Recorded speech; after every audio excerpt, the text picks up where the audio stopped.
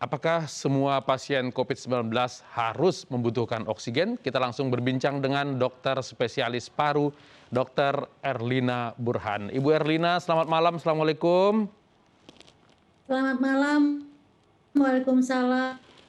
Dokter, semua pasien COVID itu harus dapat oksigen atau ada kategori tertentu? Tentu saja tidak semua pasien COVID yang terkonfirmasi itu perlukan oksigen. Ya, contohnya yang tanpa gejala pastilah tidak oksigen. Hmm. Demikian juga bagi pasien yang ringan. Yang perlu oksigen pasien-pasien dengan gejala sesak, misalkan yang laju pernafasan per menitnya mungkin di atas 2 kali per menit, maka kemungkinan besar itu membutuhkan oksigen, apalagi kalau dia punya alat yang namanya oximeter yang bisa menghitung oksigen dalam darah melalui perifer, melalui jari, misalnya saturasi oksigennya kurang dari 94%, nah itu biasanya memerlukan tambahan oksigen. Oke. Karena saturasi oksigen yang normal ya 95 sampai 100%. Keputusan untuk memakai oksigen itu harus dari dokter atau karena pasiennya merasa ini sesak banget nih, saya butuh bantuan oksigen? Sebetulnya dokter ataupun perawat masih bisa ya menentukan apakah seseorang butuh oksigen atau tidak. Tetapi itu tidak sesederhana itu. Kebutuhan oksigen itu harusnya dihitung.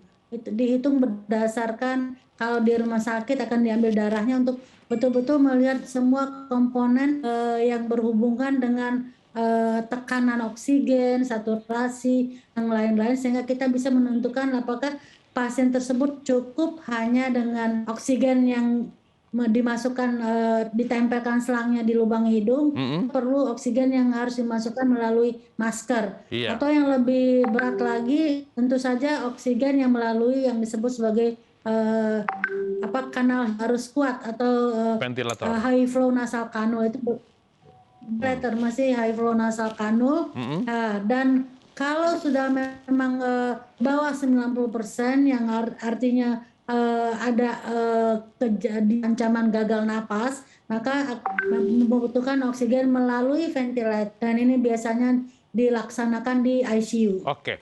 Kalau kita lihat mereka-mereka yang antri itu adalah yang pasiennya dirawat di rumah. Berarti mereka memutuskan sendiri untuk memakai oksigen. Bolehkah seperti itu, Ibu?